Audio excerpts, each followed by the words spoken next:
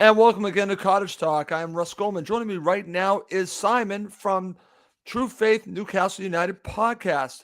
He's on to give us the Newcastle United perspective on this upcoming match on Sunday for Fulham against Newcastle United at St. James's Park. Fulham had a huge victory last night, Simon, and I'm already moving on to talk to you about Newcastle United. These matches are coming just too fast for me. But Yeah, thank you so much for joining me on the show. I actually just did your podcast, and now thank you for returning the favor. not at all. So Happy to I be just here. want to welcome you over to Cottage Talk. Thank you for joining me. No, thank you for the warm welcome, and yeah, absolutely honoured to come on. Of course, yeah, I'm excited to talk about what should be a really interesting game this weekend. It will be, Simon. And what was great about the fact that we've already talked about this from more of you asking me about Fulham, I'm going to be leaning on you to talk about Newcastle United. So let's not waste any time. Let's just get to it. So it's been just a tremendous start to the season for Newcastle United. And there were doubts when Eddie Howe came to take over. We'll talk about Eddie Howe in a second. But as you and I were talking about before, the one thing that I see as a common thread between these two teams is that both teams play as a unit. They play as teams. Mm. And I think that has been two of the reasons for both teams, one for each, for the success. I think they play for the manager. That's number one, but they also play as a team. So let's talk about your season so far. Am I correct to go there? 100%, 100%. I don't think I've ever seen a more tight knit group as this current Newcastle team. I mean, I was quite young in the 1990s, so I didn't really fully appreciate the Kevin Keegan era at Newcastle, but I certainly grew up with the Bobby Robson team, and that was a very good. The team spirit was brilliant in the early 2000s, but this is something else. This is, as you correctly described, it's one unit. Everyone's playing for each other. Everyone's leaving nothing out on the pitch. You've got teammates who back each other up no matter what. I've never seen so many. And I'm not saying we're picking fights with other teams, but the likes of, I mean, it's nice beating Chelsea, isn't it? We did that just before the World Cup, and Yeah. at the end of that game, it boiled over, and there was some Chelsea players, causing a bit of trouble, and every one of the Newcastle players had each other's back. They were steaming into, no, you don't do that to my teammate, and yeah, it's just a testament to what Eddie Howe has done, that we are such a strong team, because it's easy to point at the takeover and the fact that we've been able to finally spend a bit of money, something that we haven't done for the majority of my life. But it's the existing players. It's the players that had given up under the previous manager, had given up under the previous regime. It's the turnaround in every one of those players. It's the improvement of the existing squad players, the players that people said weren't Premier League quality, and look at where we are in the league. Look at what Eddie Howe has done. So yeah, it's a wonderful, wonderful time to be a Newcastle supporter. Okay. And that's a great segue because there are several parallels between Fulham and Newcastle United, I think. And this is where I really believe it begins. I already talked to you on your show about the two managers and the similarities to how the players are playing for their managers. But there's something else that I think is massive. You talked about how a lot of the players that you had, I guess you could say maybe underperformed under the former regime, the former manager or managers. Same thing with Fulham here. Hmm. So let's talk about Eddie Howe, because the one thing I can tell you when we talk about Fulham is the improvement of so many players under the coaching of Marco Silva. Joe Linton, Almiron, so many players are seeing their games improved under Eddie Howe. I don't think it's an accident. Not at all. Not at all. Yeah, Joe Linton and Almiron are probably the two standout performers this season and last, to be fair. Joe Linton, the entire Newcastle fan base had written off as a complete flop. This guy is not good enough for the Premier League. This guy will never make it as a footballer at this level. How wrong were we? Yeah, we've got Fabian Schär at the back. He was a £3 million signing who we thought this guy can't defend. He's awful. Newcastle have got the best defense in the league now. Yeah, there are Sean Longstaff. He's a local Yeah, another boy point. who we thought the previous manager had ruined his career. Gone. Before at the end of last season, we had Kieran Trippier had just come in. Obviously, everyone knows Kieran Trippier's quality. You can't Eddie Howe probably hasn't improved him. He was already a great player, but he got injured for the vast majority of our recovery at the end of last season. And we have this Swedish right back called Emil Kraft. Again, if you asked a Newcastle supporter this time 12 months ago what they thought of Emil Kraft, they would have told you he is not good enough to play professional football. By the end of last season, he was, you know, you would have thought it unfair on him to put Kieran Trippier back in the team. Such was the improvement in him. So yeah, Eddie Howe improves football players. He's improved every one of those players. Miguel Almiron has hit the kind of form we thought we were getting 3 years ago when we brought him over from America. Right. And yeah, Joe Linton, not only is he incredible, but he can play in several positions that we just didn't know he had in his locker. And yeah, it's just the most satisfying thing about the Eddie Howe project so far has been the improvement of the existing squad of players. Yes, we've brought in some world-class talent, and I'm sure we'll talk about some of those, but we have also seen players who I had written off myself turn into world beaters, and it's wonderful. Right. And that's why I wanted to bring this up and start with talking about Eddie Howe, because I could say the same thing about Marco Silva, because there were so many players, Simon, that we written off at Fulham. And I mentioned to you Tim Ream. I can go on and on of players that just were not performing with Fulham. And then all of a sudden you get Marco Silva and Luis Boamorte and the rest of the coaching staff with them. And next thing you know, they're fantastic players for Fulham. So there has to be something to a manager getting the most out of the talent that he has. And Eddie Howe has done that.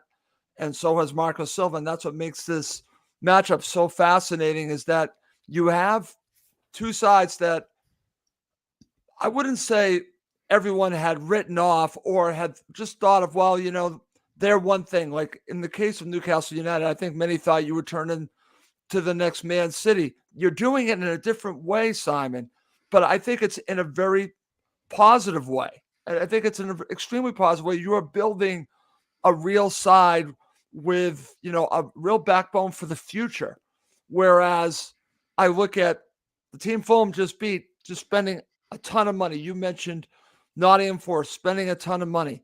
No plans, my friend. No plans. There's a plan in place at St. James's Park. There's a plan in place at Craven Cottage. And the managers, I think, have a lot to do with it.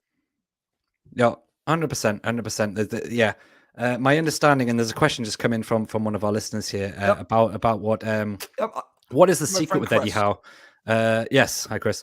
And it's that entirely. So what we learned about when the new ownership of Newcastle were looking for a manager is that Eddie Howe came to them and he presented them not just, I can do this job, I can save this team from relegation, which was the immediate threat last December. It was, here's my project, here's what I think, here's what he'd done his homework on all of these existing players.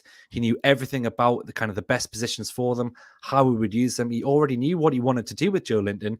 He'd already identified Joe Linton as a defensive midfielder, maybe as a midfield enforcer, rather than this kind of lost target man that Steve Bruce had been using him for. So yeah, the guy has spent his time away from football between being Bournemouth manager, which he saw himself as a failure, and taken this job and learned. He went around to various clubs around Europe. He spent time with Jurgen Klopp. He spent time at Borussia Dortmund. I mean, if you want, I'm not trying to push people away from my podcast or your podcast, but there's for people who don't know, there's a great podcast by Jake Humphreys. He's a UK presenter, and it's called High Performance, and Eddie Howe did an episode of that where he kind of talks you through his methodology, talks you through his kind of the expectations he have on himself and the standards he sets himself and how he thinks about everything methodically. And you just realize that this guy is a football obsessive. He will not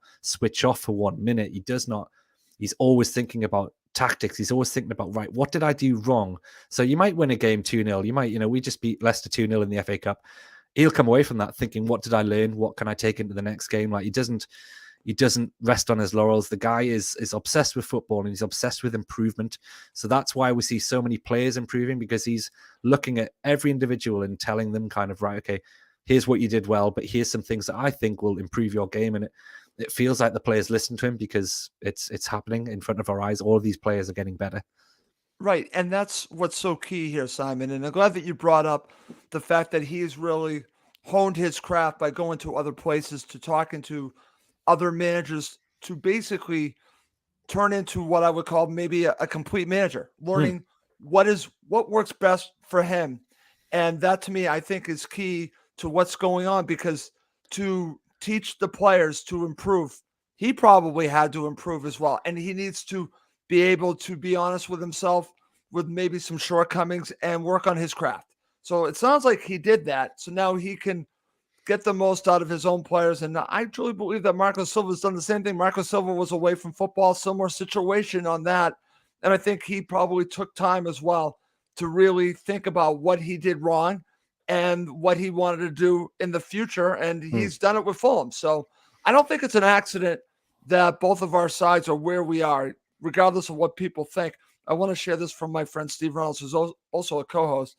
He says Newcastle, Fulham, and Brighton are the teams that have progressed against the odds. And this is all true. This is all true. If you look at Brighton, I'm sure many thought that they would fall off the face of the earth after Potter left, but that has been far from the truth, because the foundation was there. The foundation was already there. In the case of your side, the foundation is now being built just like Fulham. So that's what's interesting about what's going on.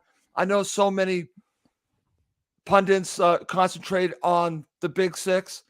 Simon, right now you're part of the Big Six, okay? And Fulham are actually in the six right now, which is Yeah. bizarre to say. So you've earned it. You've earned it halfway through the season. You've earned it. I'm talking about Newcastle United, and Fulham have earned where they are. It's not a fluke. It's not an accident. They're doing things the right way. We'll see how it all plays out in the end. But I think we both should be proud of the sides that have been built for both of our teams. Oh, 100%. And two football clubs with great histories that haven't had a huge amount of success for a long, long time. So it's nice to see both sets of supporters being rewarded the way that we are, because yeah, football's a funny old game that the best supporters don't always get the rewards they deserve.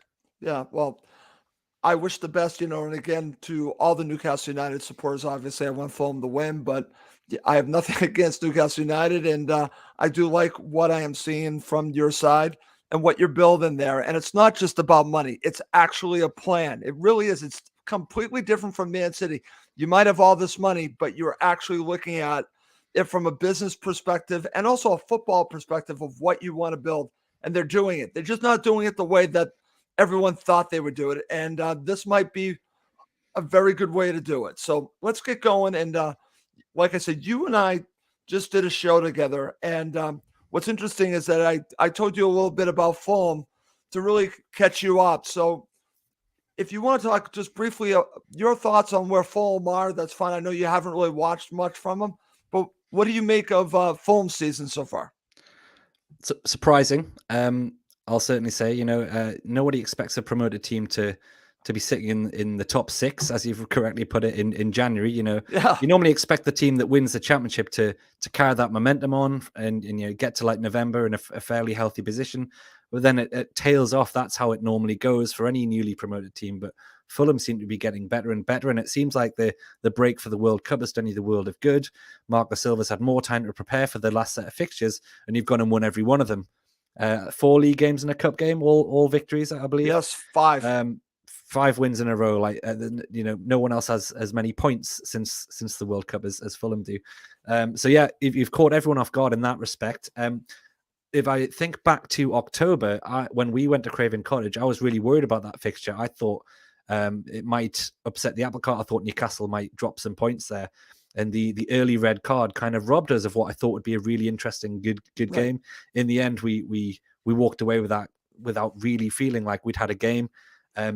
I didn't learn much about Newcastle that day because I thought the 10 men just made it too easy. And Right. I think it was so early that it just upset that game. So I'm really interested to see how we put up with Fulham, who are probably the most informed team that we bring to St James's Park so far this season. And you've got a little lad up front who we're all familiar with in the Northeast.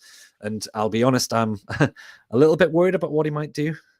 Well, let me ask you your thoughts on Mitro, because Mitro has been such a tremendous player for Fulham. I told you on your podcast that for me, he has grown up since his days at Newcastle United and really has become a complete striker. He tracks back. He is there helping his teammates. He's there for his teammates, but he's also there scoring goals.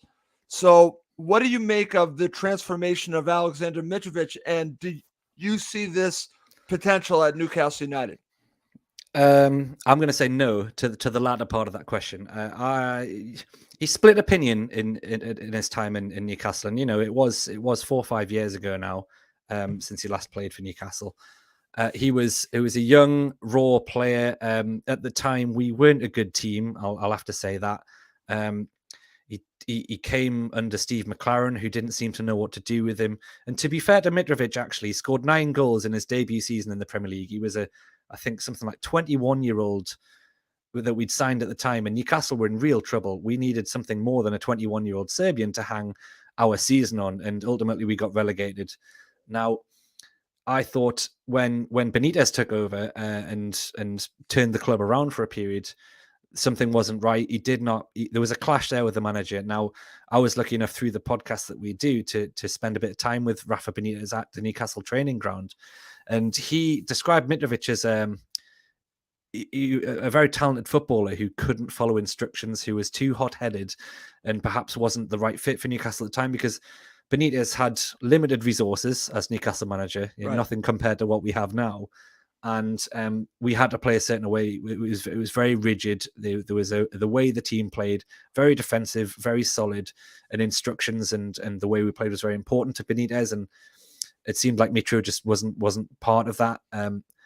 The main thing being that he was the only centre forward we had. He needed to lead the line, and he does this very well for Fulham. By the way, he would drop in, he'd collect the ball deep, but we needed someone on the last defender. We needed someone to give us an outlet, and he wasn't really performing that role for Newcastle.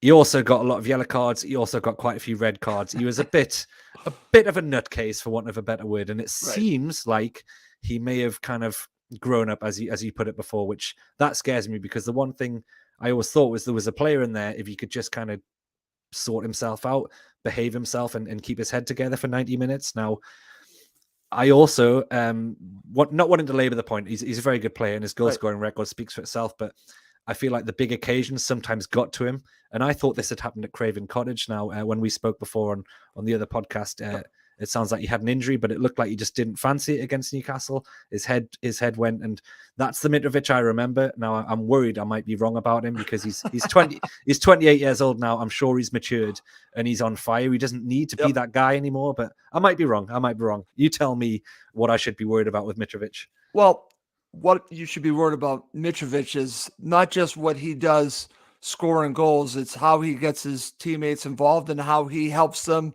defensively as well. He will be involved in the entire match now, whereas he's not the player that I think you needed at the time. He's a target man.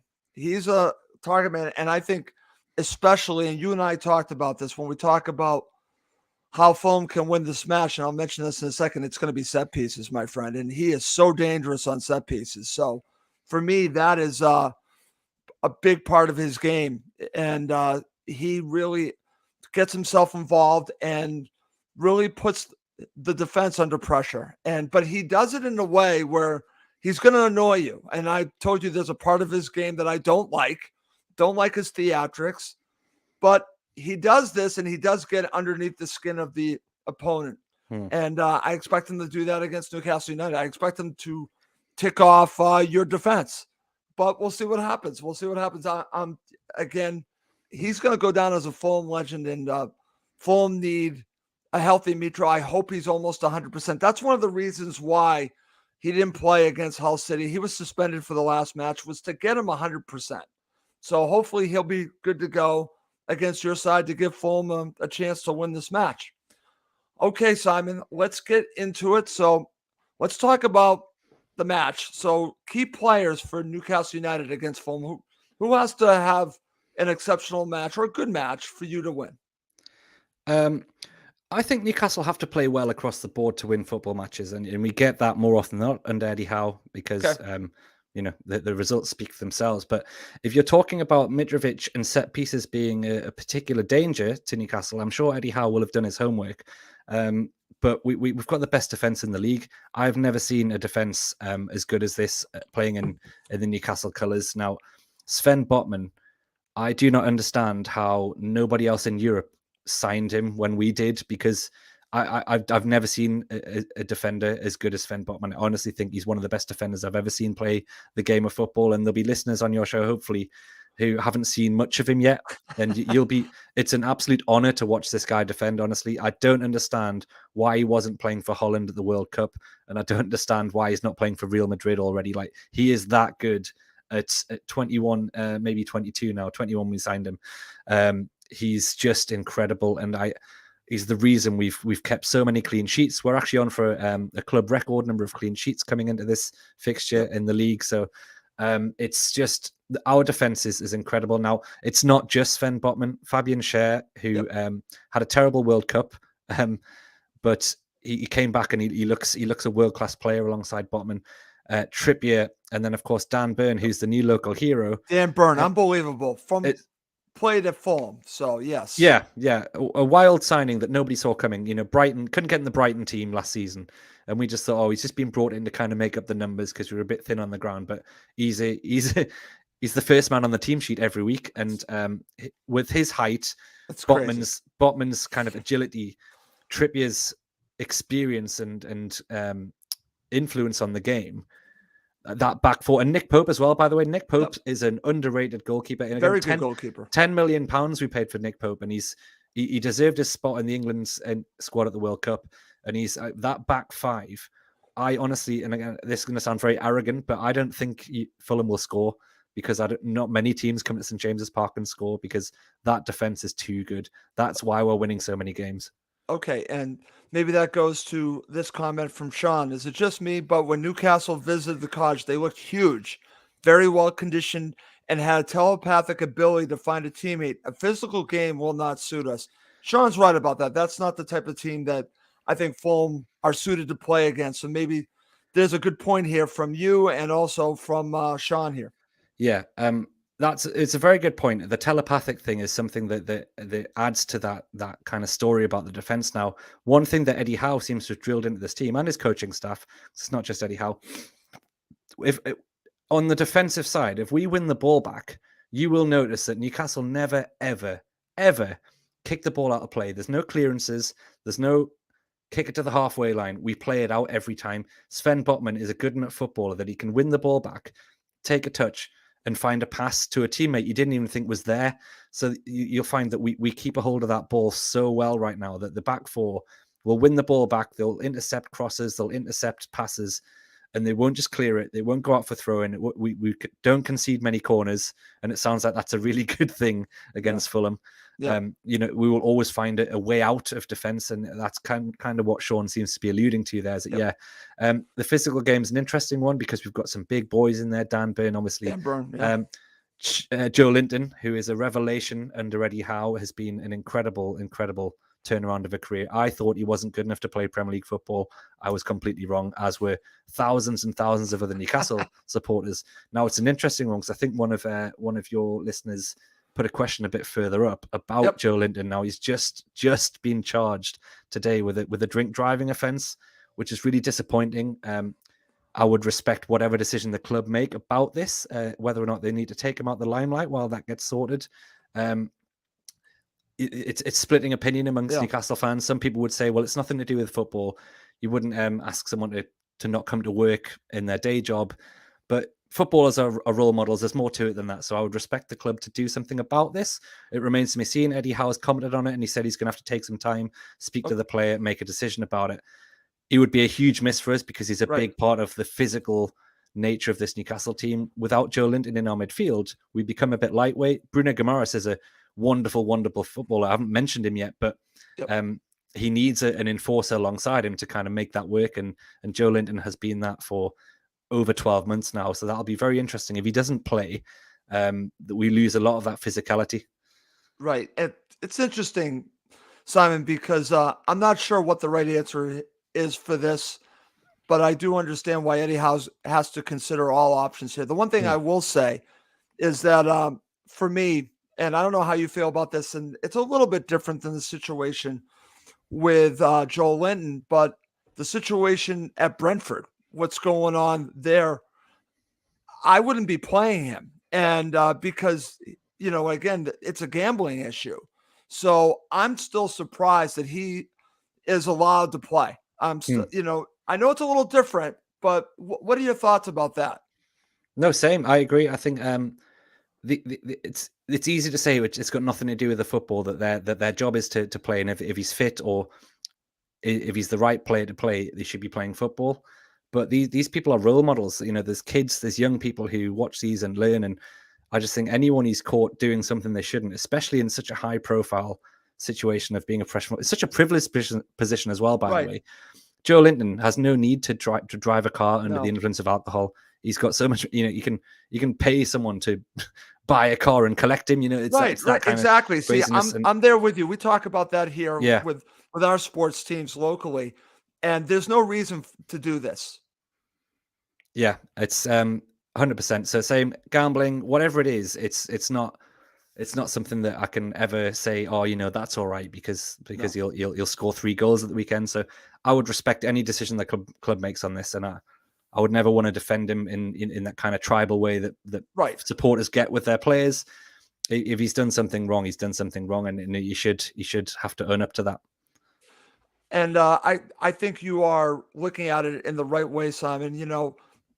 Because you want the club to take a look at it, look at the evidence, and understand exactly what's going on and make the decision.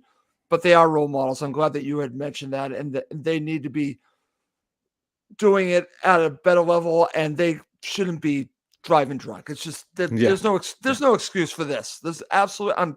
I don't want to get on my soapbox, but there honestly, as a father, there's no place for that at all. And so I'm glad that we're talking a little bit about that. We'll see how this all plays out. It's a part that I wish we're not talking about, but I'm glad that we actually are, because I think it's something that important that we should discuss. So I think we can win the game without Joe Linton, by the way. Okay. It's a big factor. He's a huge player for us, but I still think we've got the quality. Just to be clear. Okay. No worries, my friend. All right. So let's get to it. So how does Newcastle United win this match?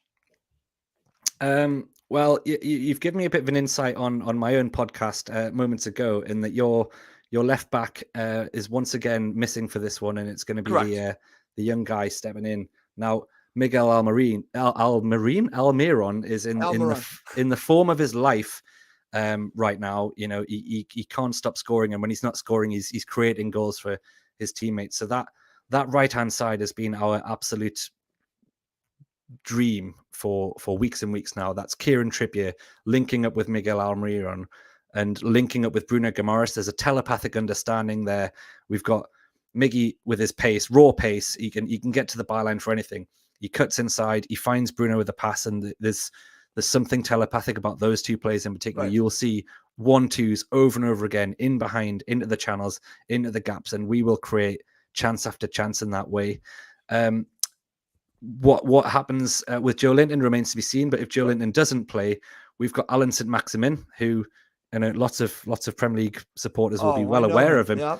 And you know what? He's got a point to prove to get back in the team. He can't get in the team. He's fit. He's been fit for weeks, but he literally can't get back in the side because of how good we've been. Now he might get an opportunity here, and he's a very good player, and he can create something out of nothing. So I think this will be a high scoring game. I think this is two teams who might come out and play a really good game of football. But if it isn't, if there's a deadlock to be broken, Maximin is the sort of player who can make that happen.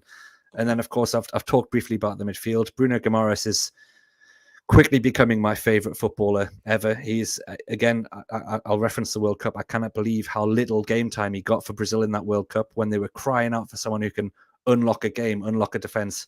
Bruno is that player. He can pass a ball like no one else I've ever seen. He's also really strong, really hard to dispossess. So you'll find that he picks up the ball all over the pitch, and the next thing that happens is either he gets fouled because you cannot take the ball off him, or he finds a killer ball. Like, that guy is an incredible midfielder, and again, I'm envious of supporters who travel from Fulham who get to see this guy play, because I just want to watch him all the time. So yeah, we've got some really, really big players in there. And I also think, just to round it off, I'm talking about lots of different ways we might hurt you. Set pieces is a strength for Newcastle this season as well. Right. Kieran Trippier's delivery of a ball is second to none. Botman and Dan Burn are a real threat in the air. I think Botman he's hit the post, he's hit the bar. He hasn't got his first goal for Newcastle yet, and I think that's coming. I'm trying to think else. Joe Willock. Joe Willock is in the form of his life, and he will probably be sniffing around for a goal as well today. So we've got threats all over the pitch. But in terms of how we win this game, I think if we score just one goal, it probably is enough, because so few teams have come to St James's Park and scored this season, our defense being what it is. Okay, very good. All right, I'm going to share some comments, and I'll share how Fulham win this match. This is from Black, White, and Fred. I love that name. I just want to say that both teams show the importance of great coaching. Howe and Silva develop their players. Don't just buy in the talent. Simon, that's what we've been talking about on the show. This is from my friend Chris again, Chris Goodwin, who happens to be a Liverpool supporter, but he is also a Patriots fan. He watches my other podcast, but he's nice enough to come on and watch this podcast as well. He says Newcastle need to stop Mitro and win the midfield battle to attack the Fulham back four, cheered on by the Geordie crowd. Now, this is, to me, this goes to where how Fulham can win this match. It is going to be about the midfield. It's going to be about Paulina. It's going to be about Reed, and going to be about Pereira.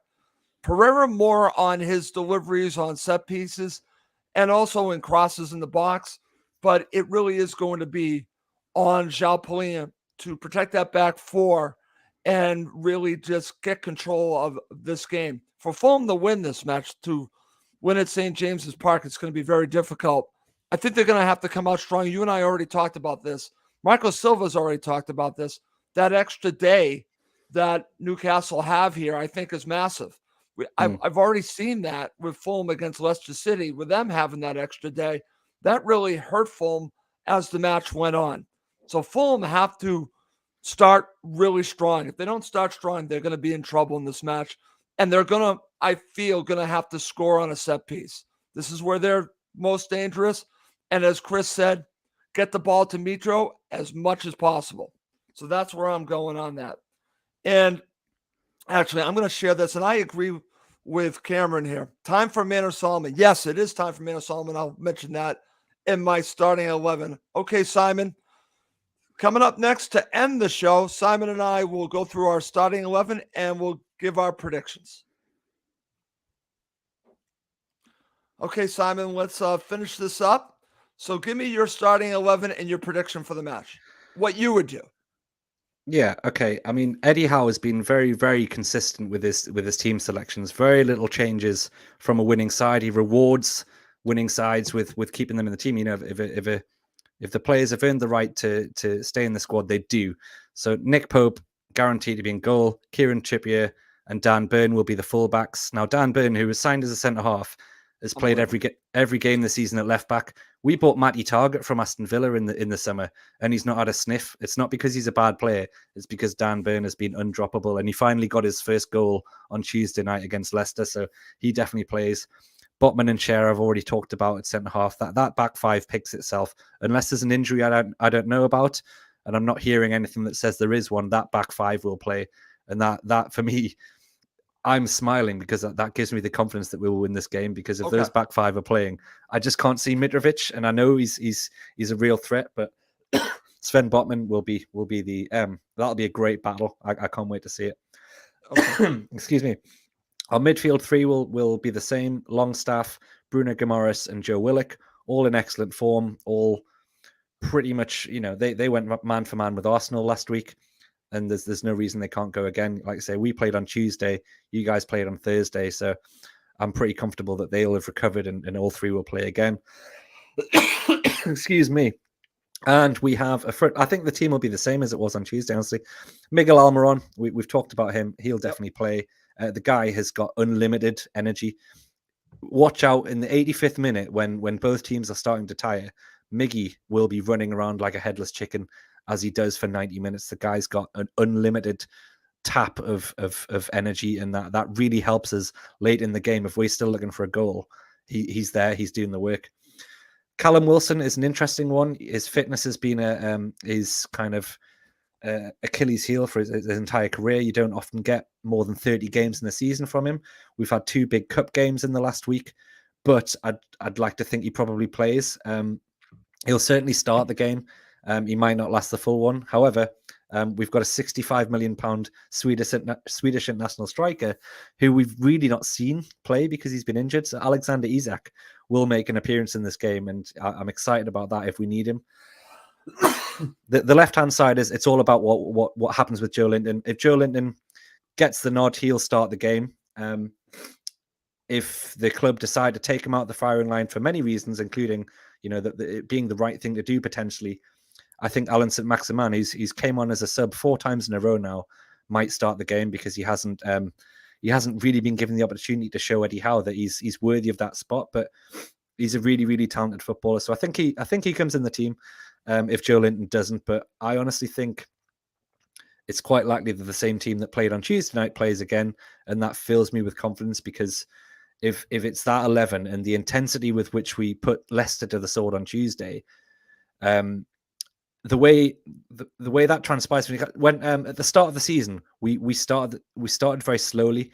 Eddie Howe plays a pretty gung-ho, high intensity, high press, and he tries to get that out of the team for 90 minutes. Now, at the start of the season, that wasn't happening. We lasted 60 minutes, maybe in the first few games. Then you were seeing it go on a bit longer, maybe 80 minutes. And then by the middle of September into October, we were just outlasting teams, outpressing teams, and winning football matches for fun. I think the Craven Cottage game on the 1st of October was kind of the start of that.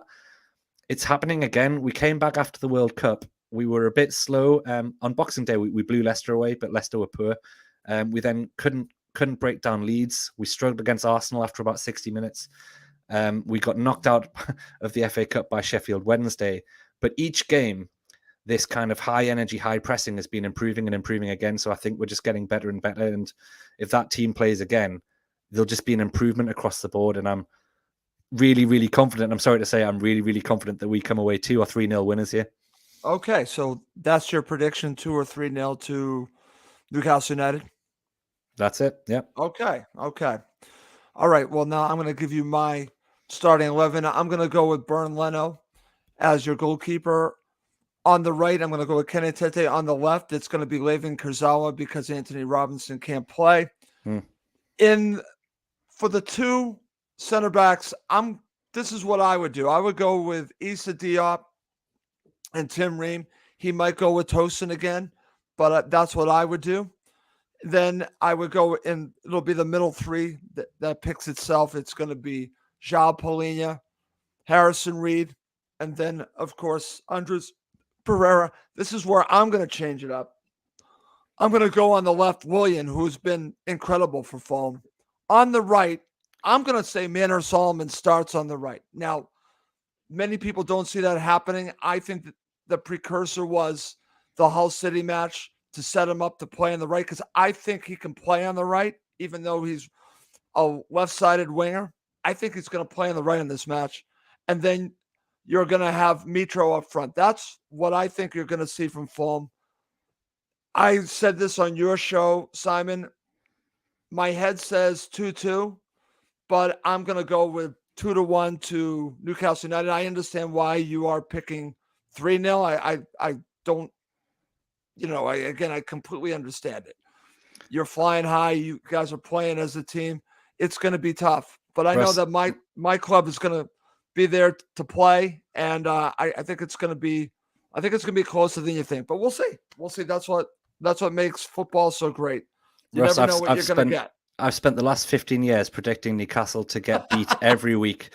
We've had a really, really rough time under Mike Ashley's ownership. So I enjoy the fact that I'm allowed to now say we're gonna win every game 3-0, because more often than not, it actually happens now, which is crazy. So yeah, Simon, you are allowed. You are allowed. I think if we do, I mean, maybe that's ambitious, but if we do get that win, I think it'll be a really good game. Unless we get that a bonus red card in the first 6 minutes again, which I would welcome. I think it'll be a really good game. I think the Mitrovic dynamic is interesting, but I'm not underestimating that Fulham can hurt us, and I think it could be really good. But Eddie Howe is a wonderful manager, and he will have done his homework, and he's had 4 days to prepare for this one, whereas Marco Silva's only had 2. So I think that's advantage Newcastle on this occasion. Yeah, listen, that's fair. I just think that Fulham will be prepared to go, and I've not seen Fulham get really, except for your side, believe it or not, blown out. So it could happen again. I don't think it's going to happen again, but we'll see. I think it's going to be closer than you think, but who knows? That's why football is such a great sport. Okay. Well, Simon, thank you so much for joining me. We went longer than we said we were going to go. I appreciate you spending the extra time with me. No, absolute pleasure. I really enjoyed it. Thanks, Russ. Okay. Well, that's going to do it for this episode of Cottage Talk. As I always mention, please do subscribe on YouTube and Apple Podcasts. It does help other Fulham supporters find us. Please do also check out the True Faith Newcastle United podcast that Simon's a part of. They do a fantastic job. Please do check them out. I would highly recommend it. But that's going to do it for this episode of Cottage Talk. My name is Russ Goldman. Thank you as always for watching and listening to Cottage Talk, now part of the Talk Sport Fan Network.